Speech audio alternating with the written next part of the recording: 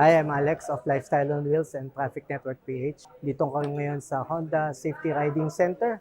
At na-test ko ngayon yung Honda PCX 160 Road Sync. So during the test ride, experience namin yung magandang preparation ng Honda Safety Driving Center para matest natin yung mga feature na bago, no?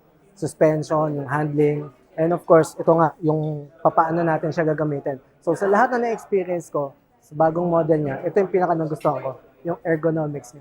Kasi ito talaga vital to pag bumabiyahe tayo, lalo na sa traffic.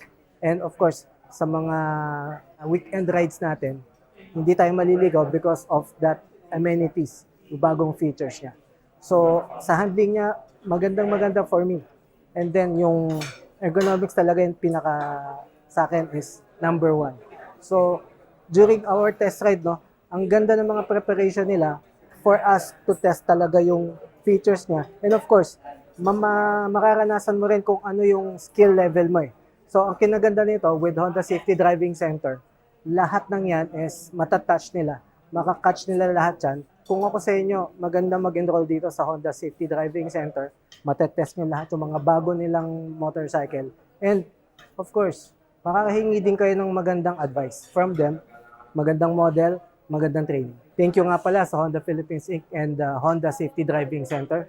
Of course, because of this, mapapansin nyo talaga, makakamdaman nyo, Honda number one.